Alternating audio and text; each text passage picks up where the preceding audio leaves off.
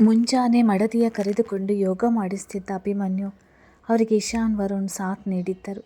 ಅಷ್ಟು ಜನರ ಮುಂದೆ ತನ್ನ ವಹಿಸಿಕೊಂಡ ಶ್ರೇಣಿಕಾ ಮೇಲೆ ವರುಣ್ಗೆ ಅಭಿಮಾನ ಬೆಳೆದಿತ್ತು. ಇಶಾನ್ ಕೂಡ ಯಾವುದೇ ಚಿಂತೆ ಇಲ್ಲದೆ ಆರಾಮವಾಗಿಯೇ ಇದ್ದ. "ರೀ, ಇದು ನನಗೆ ಮಾಡೋಕ್ಕೆ ಬರ್ತಿಲ್ಲ" ಎಂದಳು ಶ್ರೇಣಿಕಾ ಸೊಂಟವನ್ನು ಬಗ್ಗಿಸಿ. ಕೈಯಿಂದ ಪಾದವನ್ನು ಮುಟ್ಟಲಾಗದೆ ಮುಖ ಹಿಂಡಿ, "ನೀವು ಆ ರೀತಿ ಮಾಡಿದರೆ ಬರಲ್ಲ. ಸ್ವಲ್ಪ ಬಾಡಿನ ಫ್ರೀ ಬಿಟ್ಟು ಆರಾಮವಾಗಿ ಮಾಡು ಶ್ರೀ. ಆಗ್ಲಿಂದ ಹೇಳಿಕೊಟ್ಟು ಸಾಕಾಗೋಯಿತು. ನೀನು ಸ್ವಲ್ಪನೂ ಪ್ರಯತ್ನ ಮಾಡದೆ ಬರೋಲ್ಲ ಅಂತೀಯ" ಎಂದನು ಅಭಿ.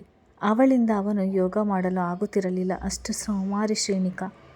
"ಈ ಥರ ಮೈಕೈ ಮುರಿದುಕೊಳ್ಳೋದು ನನ್ನಿಂದ ಆಗೋದಿಲ್ಲ. ಅದರ ಬದಲು ಯಾವುದಾದರೂ ಕೂರುವುದು, ನಿಲ್ಲುವುದು, ಮಲಗುವುದು ಆ ಥರ ಸಿಂಪಲ್ ಆಗಿರೋದು ಹೇಳ್ಕೊಡಿ, ಮಾಡ್ತೀನಿ" ಎಂದಳು ಶ್ರೇಣಿಕಾ. ಸೊಂಟ ಮೇಲೆ ಕೈಯಿಟ್ಟು ನಿಟ್ಟುಸಿರು ಬಿಟ್ಟು, ಅವಳಿಗೆ ಎಂದು ಇದೆಲ್ಲ ಮಾಡಿ ಅಭ್ಯಾಸವಿಲ್ಲ.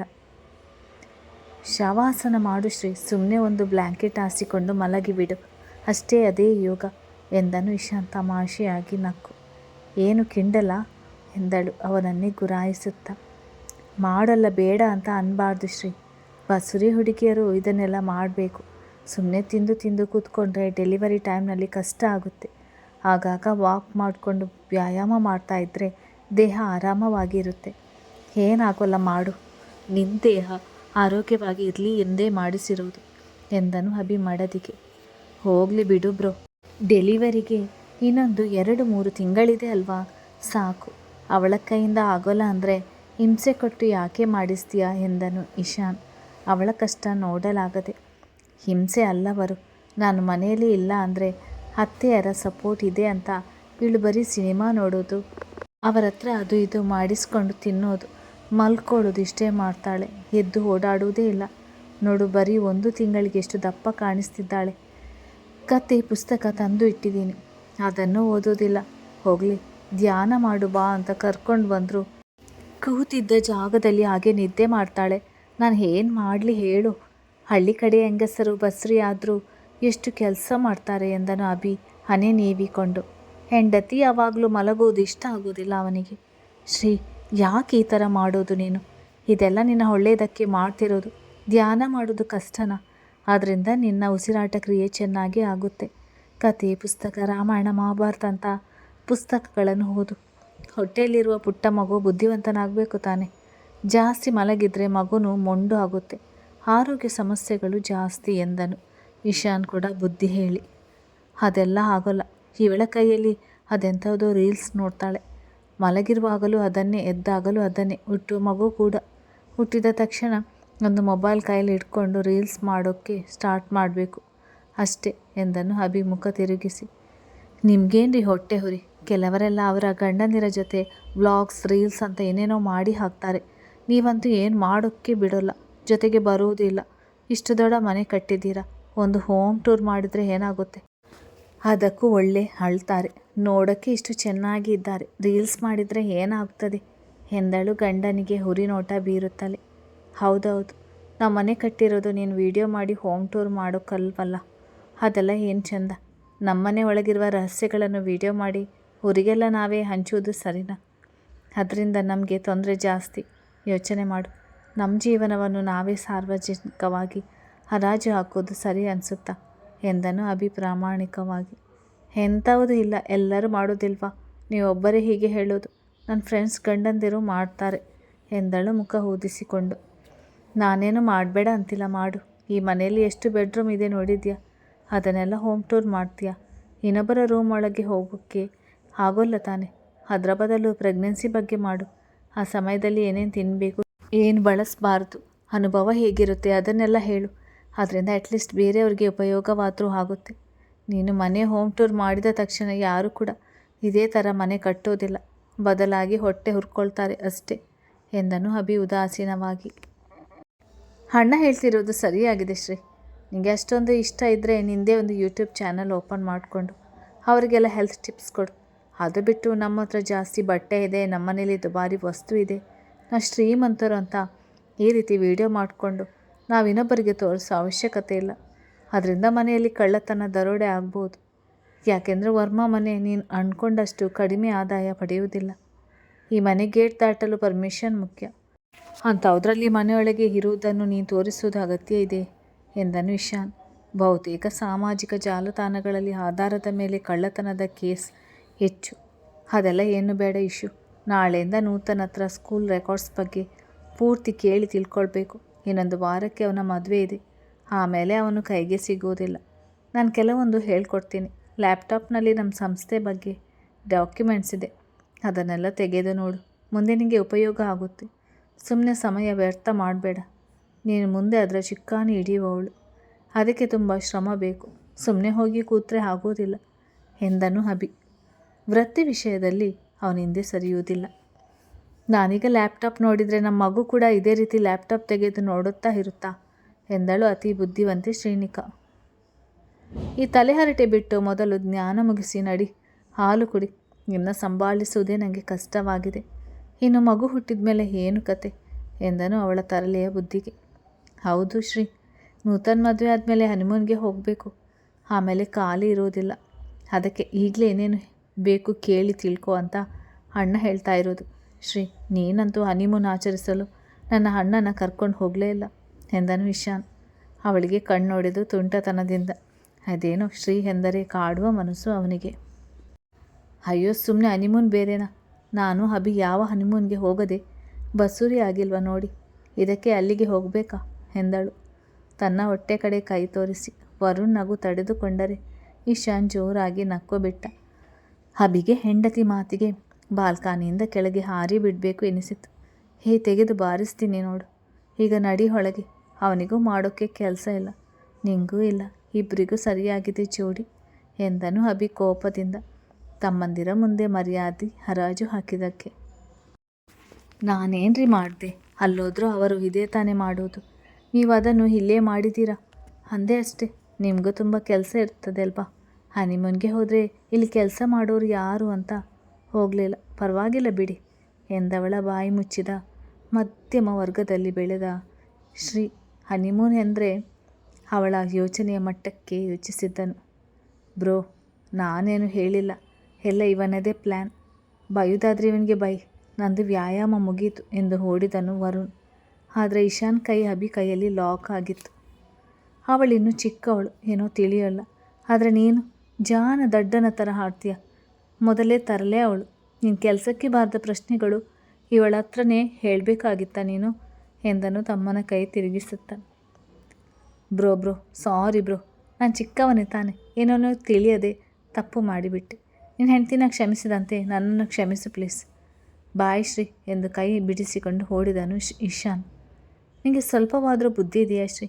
ಹನಿಮೂನ್ಗೆ ಹೋಗೋದು ಗಂಡ ಹೆಂಡತಿ ಇಬ್ಬರು ಒಬ್ಬರಿಗೊಬ್ಬರು ಅರ್ಥ ಮಾಡಿಕೊಂಡು ಸಮಯ ಕಳೆಯಲು, ಮಗು ಮಾಡಿಕೊಳ್ಳಲು ಅಲ್ಲ. ಹೋಗಿ ನಿನ್ನಂಥ ಚೈಲ್ಡ್ ಜೊತೆ ಕೇಳಿದ್ನಲ್ಲ, ಅವನಿಗೆ ಹೊಡಿಬೇಕು ಎಂದನು ಅಭಿಯಾನಿ ಚಚ್ಚಿಕೊಂಡು. ಸಮಯ ಕಳೆಯಲು ಹೋದರು ಕೂಡ ಗಂಡ ಹೆಂಡತಿ ರೋಮಾನ್ಸ್ ಮಾಡದೆ ಏನು ಹಾಗೆ ಬರೋಲ್ಲ ತಾನೆ. ಬಿಡಿ, ಅವರಿಗೂ ಮದುವೆ ಆಗಿದೆ, ಎಲ್ಲ ಅರ್ಥ ಮಾಡಿಕೊಳ್ತಾರೆ. ನೀವೇ ಜಾಸ್ತಿ ಟೆನ್ಷನ್ ಮಾಡ್ಕೊಳ್ತಿರೋದು ಎಂದು ಶ್ರೀನಿಕಾ ಮಾಮೂಲಿಯಾಗಿ ಹೇಳಿ ಹೋದಳು. ಅವರು ನನಗೆ ತಮ್ಮಂದಿರ. ಇವಳಿಗ ಕೆಲವರು ಮೈದುನರ ಮುಖ ನೋಡೋಕ್ಕೆ ನಾಚ್ಕೊಳ್ತಾರೆ, ಕೆಲವರು ಹೆದರ್ತಾರೆ. ಆದರೆ ಇವಳು ಇಷ್ಟು ಸಲೀಸಾಗಿ ಎಲ್ಲರ ಜೊತೆ ಮಾತಾಡ್ತಾಳಲ್ಲ, ಅಷ್ಟೊಂದು ಪ್ರಾಕ್ಟಿಕಲ್ ಹುಡುಗಿನ ಇವಳು. ಒಂದೊಂದು ಸಾರಿ ಮಾತನಾಡೋದು ಅರ್ಥನೇ ಆಗೋಲ್ಲ ಎಂದು ತಲೆ ಕೆರೆದುಕೊಂಡು ಹೋದನು ಅಭಿ. ತಿಂಡಿ ಸಮಯಕ್ಕೆ ಎಲ್ಲರೂ ಉಪಹಾರ ಸೇವನೆಯಲ್ಲಿ ತೊಡಗಿದ್ದರು. ಅಭಿ ಶ್ರೀನಿಕಳ ಮುಂದಿನ ಚೆಕಪ್ ಯಾವಾಗ ಇರೋದು? ಸರಿಯಾದ ಸಮಯಕ್ಕೆ ಕರ್ಕೊಂಡು ಹೋಗಿ ಬಾ, ಮರಿಬೇಡ ಎಂದರು ಅಶೋಕ್. ಅವರಿಗೆ ಮೊಮ್ಮಗು ಬರುತ್ತಿರುವ ಖುಷಿ ದುಪ್ಪಟ್ಟಾಗಿದೆ. ನೆನಪಿದೆ ಡ್ಯಾಡ್, ನೆಕ್ಸ್ಟ್ ವೀಕ್ ಹೋಗಬೇಕು ಎಂದನು ಅಭಿ ತಿಂಡಿಯ ಚಮಚ ಬಾಯಿಗಿಟ್ಟುಕೊಂಡು. ಅಮ್ಮ, ದೊಡ್ಡಮ್ಮ, ಶ್ರೀನಿಕನ ನೀವು ಚೆನ್ನಾಗಿ ನೋಡ್ಕೊಳ್ತಾ ಇದ್ದೀರಾ, ಒಪ್ಪಿಕೊಳ್ತೀನಿ. ಆದರೆ ಅದು ಅತಿ ಆಗಬಾರ್ದು. ಅವಳು ಕೇಳಿದ್ಲು ಅಂತ ಯಾಕೆ ಪದೇ ಪದೇ ಹಪ್ಪಳ, ಬೋಟಿ, ನಿಪ್ಪಟ್ಟು, ಕೋಡುಬಳೆ, ಚಕ್ಕುಲಿ ಅಂತ ಬರೀ ಎಣ್ಣೆ ತಿಂಡಿಯನ್ನೇ ಮಾಡಿಕೊಡೋದು? ಡ್ರೈ ಫ್ರೂಟ್ಸ್, ಹಣ್ಣು ಮಾತ್ರ ಹೊಟ್ಟೆಗೆ ಹೋಗಿಲ್ಲ. ಅವಳಿಗೆ ಮೊದಲೇ ರಕ್ತ ಕಡಿಮೆ ಇದೆ, ಹೆಚ್ಚು ಹಣ್ಣು ತಿನ್ನಿಸಿ ಅಂತ ಡಾಕ್ಟರ್ ಹೇಳಿದರು. ನೀವು ನೋಡಿದರೆ ಅವಳ ತಾಳಕ್ಕೆ ತಕ್ಕಂತೆ ಕುಣಿತಾ ಇದ್ದೀರಾ ಎಂದನು ಅಭಿ ಗಂಭೀರವಾಗಿ. ಅದು ಅವಳ ಹಣ್ಣು ಹಾಲು ಸಮಯಕ್ಕೆ ಸರಿಯಾಗಿ ತಗೋತಾಳೆ ಅಭಿ. ಏನೋ ಬಸುರಿ ಆಸೆ ಪಟ್ಲು ಅಂತ ಮಾಡಿಕೊಟ್ಟಿದ್ದಷ್ಟೆ ಎಂದರು ನಿರುಪಮ ಸೊಸೆಯ ಕಡೆಗೆ ದೀನವಾಗಿ ನೋಡುತ್ತಾ. ನನಗೆ ಎಲ್ಲ ಅರ್ಥ ಆಗಿದೆ. ನನ್ನ ಯಾಮರಿಸೋಕ್ಕೆ ಇವಳ ಮಾತು ಕೇಳಿಕೊಂಡು ಅವಳ ಪಾಲಿನ ಹಣ್ಣು ನೀವೇ ಚಿಕ್ಕಮ್ಮ ತಿಂದು ಹಾಲು ದೊಡ್ಡಮ್ಮ ಕುಡಿಯೋದು. ಅವಳಿಗೆ ಮಾತ್ರ ಕರಿದ ಪದಾರ್ಥಗಳು ಕೊಡೋದು. ಇವಳ ನೋಡಿ ಹೇಗೆ ಊದಿದಾಳೆ ಪೂರಿ ಮೂಟೆ ಥರ ಎಂದನು ಶ್ರೀ ಕಡೆಗೆ ಕೊಲ್ಲುವಂತೆ ನೋಟ ಕೊಟ್ಟು. ನಾನೇನ್ರಿ ಮಾಡಿದ್ದೆ? ಆ ತಿಂಡಿಗಳನ್ನು ಪ್ರಜ್ಞಾ ಅಕ್ಕನಿಗೆ ಕೊಡೋಕೆ ಅಂತ ಮಾಡಿದ್ದು. ನಾನೊಂದು 2 ರುಚಿ ನೋಡಿದೆ ಅಷ್ಟೇ. ಹಣ್ಣು ತಿನ್ನುವಾಗ ಅವರಿಗೂ ಕೊಟ್ಟು ತಿನ್ನೋದು ತಪ್ಪ? ಪಾಪ ಅಲ್ವಾ ಅವರು. ನೀವು ತಂದ ಹಣ್ಣು ಡ್ರೈ ಫ್ರೂಟ್ಸ್ ತಿಂದೆ ನಾನು ಊದಿರುವುದು ಎಂದಳು ಶ್ರೀ ಅಮಾಯಕಳಂತೆ. ಪ್ರಜ್ಞಾ ಅಕ್ಕ ಕರಿದ ತಿಂಡಿಗಳನ್ನು ತಿನ್ನೋದೇ ಇಲ್ಲ ಎಂದನು ಶಾಂತವಾಗಿ. ಹಿಂಗು ತಿಂದ ಮಂಗನಂತೆ ಆಯಿತು ಶ್ರೀ ಪರಿಸ್ಥಿತಿ. ಈ ವಿಷಯ ಮೊದಲೇ ಹೇಳಬಾರ್ದ ಎಂದು ಅತ್ತೆಯರ ಕಡೆ ದೃಷ್ಟಿ ಹರಿಸಿದಳು. ಅವರದು ಅಸಹಾಯಕ ಸ್ಥಿತಿ. ಉಳಿದವರ ದೃಷ್ಟಿ ಕೂಡ ಶ್ರೀ ಕಡೆಗೆ. ನಿರುಪಮ, ಅರ್ಪಿತಾ, ಏನಿದೆಲ್ಲ? ಆ ಚಿಕ್ಕ ಹುಡುಗಿ ಜೊತೆ ಸೇರಿಕೊಂಡು ನೀವೇ ತಮಾಷೆ ಮಾಡ್ತಿದ್ದೀರಾ? ಇದೇನು LKG UKG ಮಕ್ಕಳ ಕತೆನಾ? ಅವ್ರು ಬರೆಯಲಿಲ್ಲ ಅಂತ ನಾವು ಬರೆದು ಕೊಡೋಕ್ಕೆ ಬುದ್ಧಿ ಹೇಳಿ ತಿನ್ನಿಸ್ಬೇಕು ತಾನೆ ಎಂದರು ರಮೇಶ್. ಅಯ್ಯೋ, ತಿಂತಾಳೆ ರೀ, ಆದರೆ ಒಂದೇ ಸಾರಿ ಎಲ್ಲ ತಿನ್ನೋಕ್ಕೆ ಆಗ್ತಿಲ್ಲ ಅಂತ ಮಿಕ್ಕಿದ್ದು ನಮಗೆ ಕೊಡ್ತಾಳೆ ಅಷ್ಟೇ ಎಂದರು ನಿರುಪಮ ಪೆಚ್ಚಾಗಿ. ಶ್ರೀ ಅದನ್ನೇ ಮಾಡುವುದು. ಸ್ವಲ್ಪ ತಿಂದು ಉಳಿದದ್ದು ಅತ್ತೆಯರಿಗೆ. ಯಾಕೆ ತಿನ್ನೋಕ್ಕೆ ಆಗೋದಿಲ್ಲ? ಊಟ ಮಾಡಿ ಮಲಗಬಾರದು. ಶ್ರೀ, ಊಟ ಮುಗಿಸಿ ಎದ್ದು ಒಂದು ಸುತ್ತು ಓಡಾಡು. ನಂತರ ಹಣ್ಣು ಡ್ರೈ ಫ್ರೂಟ್ಸ್ ತಿನ್ನು. ಬೆಳಿಗ್ಗೆ ಮತ್ತು ಮಲಗುವ ಸಮಯದಲ್ಲಿ ವಾಕ್ ಮಾಡಿ ಹಾಲು ಕುಡಿ. ಯಾಕೆ ಆಗೋದಿಲ್ಲ? ಪ್ರಜ್ಞಾ ತಿಂತಿರ್ಲಿಲ್ವಾ ಎಂದರು ಅಶೋಕ್ ಕಾಳಜಿಯಿಂದ. ನೋಡಿ ಅಮ್ಮ, ಇವಳಿಗೆ ಹಣ್ಣು ಹಾಲು ಎಂದರೆ ಆಗೋದಿಲ್ಲ. ಅದಕ್ಕೆ ನೆಪ ಹೇಳಿ ನಿಮಗೆ ಕೊಡ್ತಾಳೆ. ಈಗಲೂ ನೋಡಿ ಊಟದಲ್ಲಿ ತರಕಾರಿ ಹೇಗೆ ಬದಿಗೆ ಇಟ್ಟಿದ್ದಾಳೆ ಅಂತ. ನೀವು ಹೀಗೆ ಅವಳು ಹೇಳಿದಂತೆ ಕುಣಿದ್ರೆ ಅವಳು ಯಾರ ಮಾತನ್ನು ಕೇಳುವುದಿಲ್ಲ ಎಂದನು ಅಭಿ. ಹಣ್ಣು ತಂದಿರೋದು ತಿಂದು ಗಟ್ಟಿಯಾಗಿ ಇರಲಿ ಅಂತ, ಎಣ್ಣೆ ತಿಂಡಿಯನ್ನೇ ತಿಂದು ಹೀಗೆ ಊದ್ಲಿ ಅಂತ ಅಲ್ಲ. ಬಸುರಿ ಅಂತ ಬೈಯಲ್ವಲ್ಲ, ಅದಕ್ಕೆ ಇವಳಿಗೆ ಮುದ್ದು ಜಾಸ್ತಿ ಆಗಿದೆ. ಇನ್ನು ಮುಂದೆ ನನ್ನ ಜೊತೆ ಇವಳು ಆಫೀಸ್ಗೆ ಬರಲಿ. ನಾನು ಇವಳ ಬಗ್ಗೆ ಗಮನ ಕೊಟ್ಟು ಸ್ವಲ್ಪ ವರ್ಕ್ ಬಗ್ಗೆ ಹೇಳಿಕೊಡ್ತೀನಿ. ಸಮಯ ಕಳೆದಂತೆ ಆಗುತ್ತದೆ. ಇಲ್ಲ ಬರೀ ಸೋಮಾರಿಯಾಗಿಯೇ ಇರ್ತಾಳೆ ಎಂದನು ಅವನಿಗೆ ಹೆಂಡತಿಯ ಚಿಂತೆ. ನಾನು ಬರುವುದಿಲ್ಲ ಎಂದಳು ಶ್ರೀನಿಕಾ. ಅವನೆಷ್ಟು ಮೃದುವಾಗಿ ಕಂಡರೂ ಸೋಮಾರಿತನ ಕಂಡರೆ ಸಹಿಸುವವನಲ್ಲ ಎಂದು ಅವಳಿಗೆ ತಿಳಿದಿದ್ದರಿಂದ. ನಾನು ನಿನ್ನ ಅಭಿಪ್ರಾಯ ಕೇಳಿಲ್ಲ. ಬರಬೇಕು ಎಂದು ಆರ್ಡರ್ ಮಾಡಿದ್ದು. ಬೇಗ ತಿಂದು ಬಂದು ರೆಡಿ ಆಗು ಎಂದು ಕೈ ತೊಳೆದು ಎದ್ದು ಹೋದನು. ಹೋಗು ಶ್ರೀ. ಅವನಿಗೆ ನಾನು ಹೇಳಲು ಹೋದರೆ ನನಗೆ ಮಂಗಳಾರತಿ ಆಗುತ್ತೆ ಅಷ್ಟೆ. ನಾನು ನಿಮಗೆ ಸಾರಿ ಹೇಳಿದೆ. ಅವನಿಗೆ ಈ ಕಣ್ಣ ಮುಚ್ಚಾಲೆ ಆಟ ಗೊತ್ತಾದರೆ ಸುಮ್ಮನಿರುವುದಿಲ್ಲ ಎಂದು. ನೀನು ಕೇಳಲಿಲ್ಲ. ಹೋಗು ಎಂದನು ನಿರುಪಮ ಕೈ ಚೆಲ್ಲಿ ಕೂತು. ಹೋಗು ಶ್ರೀ. ಗಂಡಂದಿರು ಯಾವ ವಿಷಯದಲ್ಲಿ ಬೇಕಾದರೂ ಸುಮ್ಮನಾಗುವರು, ಆದರೆ ಇಂಥ ಸಮಯದಲ್ಲಿ ಜಾಸ್ತಿ ಕಾಳಜಿ ತೋರುತ್ತಾರೆ. ಅದನ್ನು ಅನುಭವಿಸು ಎಂದಳು ಅಂಜನಾ ಅವಳ ತಲೆ ಸವರಿ ಪ್ರೀತಿಯಿಂದ. ವಿಧಿ ಇಲ್ಲದೆ ಒಪ್ಪಿದಳು ಶ್ರೀನಿಕಾ. ಫೋನ್ ರಿಂಗ್ ಆಗಲು ಅತ್ತ ನೋಡಿ. ಹೀಗೆ ಯಾರು ಮನೆಗೆ ಫೋನ್ಗೆ ಕರೆ ಮಾಡ್ತಿರುವುದು ಎಂದು ರಮೇಶ್ ಎಲ್ಲರ ಬಳಿ ವೈಯಕ್ತಿಕ ಫೋನ್ ಇರುವುದರಿಂದ ಇರಿ ನಾನು ನೋಡ್ತೀನಿ ಎಂದು ಎದ್ದ ಅಂಜನಳನ್ನು ತಡೆದರು ಇಶಾನ್. ನಾನು ನೋಡ್ತೀನಿ, ನೀವು ತಿನ್ನಿ ಎಂದು ಎದ್ದು ಹೋದನು. ಅದು ಉದ್ದೇಶಪೂರ್ವಕವಾಗಿ. ಹಲೋ, ನಾನು ಸಂಜನಾ ತಾಯಿ ಮಾತಾಡ್ತಿದ್ದೀನಿ, ಕೇಳ್ತಿದ್ದೀಯಾ ಎಂದರ ಆ ಕಡೆಯಿಂದ ಶೋಭಾರವರು. ಹಾ ಎಂದನು ಇಶಾನ್ ಮೃದು ದನಿಯಲ್ಲಿ. ಅದು ಅವನು ಬಯಸಿದ ಸಂದರ್ಭವೇ ಆಗಿರುವುದರಿಂದ. ಅದು ಪ್ರಣತಿಗೆ ರಾತ್ರಿ ಆಕ್ಸಿಡೆಂಟ್ ಆಗಿ ತುಂಬ ಸೀರಿಯಸ್ ಅಂತ ಹೇಳ್ತಾ ಇದ್ದಾರೆ. ದಯವಿಟ್ಟು ಸಮರ್ಥ್ಗೆ ಬರೋಕ್ಕೆ ಹೇಳಿ. ಅವರಿಗೆ ಫೋನ್ ಹೋಗ್ತಿಲ್ಲ ಎಂದರು ಶೋಭಾ ಬೇಡುವಂತೆ. ಸರಿ ಆಯ್ತು ಎಂದವನು ಕರೆ ತುಂಡರಿಸಿ ಶಾಂತವಾಗಿ ಬಂದು ಕೂತನು. ಅವನಲ್ಲಿ ಅಂಥ ಬದಲಾವಣೆ ಏನೂ ಆಗಲಿಲ್ಲ. ಯಾರು ಇಶಾನ್ ಎಂದರು ರಮೇಶ್. ಸಾಮಾನ್ಯವಾಗಿ ಮನೆಯ ಫೋನ್ಗೆ ಕರೆ ಮಾಡುವುದು ಹೊರಗಿನ ವ್ಯವಹಾರದವರು ಎಂದು. ಸಂಜನಾ ಅಮ್ಮ ದೊಡ್ಡಪ್ಪ. ಪ್ರಣತಿ ಅವರಿಗೆ ಏನೋ ಚಿಕ್ಕ ಆಕ್ಸಿಡೆಂಟ್ ಆಗಿದೆ ಅಂತೆ. ಸಮರ್ಥನ ಬರೋಕೆ ಹೇಳಿ ಅಂದ್ರು ಅಷ್ಟೇ ಎಂದನು ಇಶಾನ್ ಗಂಭೀರವಾಗಿ.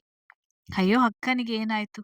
ನೆನ್ನೆ ತಾನೇ ನನ್ನ ಜೊತೆ ಚೆನ್ನಾಗಿ ಮಾತನಾಡಿದ್ಲು ಎಂದಳು ಸಂಜನಾ ತಿಂಡಿ ತಿನ್ನುವುದು ಬಿಟ್ಟು ಎದ್ದು ಗಾಬರಿಯಿಂದ. ಅವಳನ್ನೇ ತೀಕ್ಷ್ಣವಾಗಿ ನೋಡಿದ ಇಶಾನ್. ನಿನ್ ಜೊತೆ ಅವರು ಯಾಕೆ ಮಾತಾಡಿದ್ರು ಎಂದನು. ಪ್ರಣತಿ ಜೊತೆ ವರ್ಮಾ ಮನೆಯವರು ಯಾರು ಮಾತಾಡಬಾರ್ದು ಎಂದು ಅವರಲ್ಲೇ ಆದೇಶ ಆಗಿದ್ದರಿಂದ ಯಾರೂ ಮಾತನಾಡುತ್ತಿರಲಿಲ್ಲ. ಇಶಾನ್, ಈಗ ಅದು ಮುಖ್ಯನಾ? ಪ್ರಣತಿಗೆ ಏನಾಗಿದೆ ಅಂತ ಮೊದಲು ನೋಡು, ಆಮೇಲೆ ಉಳಿದದ್ದು. ಸಮರ್ಥ್ಗೆ ಫೋನ್ ಮಾಡಿ ಹೇಳು. ನೀನು ಸಂಜನಾ ಜೊತೆ ಹೋಗು, ನಾವು ಬರ್ತೀವಿ ಎಂದರು ಅಶೋಕ್ ಆತಂಕದಿಂದ. ನೀವು ಬರುವುದು ಬೇಡ ಡ್ಯಾಡಿ, ನಾನು ಸಂಜನಾ ಹೋಗಿ ಅಲ್ಲೇನು ಅಂತ ನೋಡ್ತೀವಿ.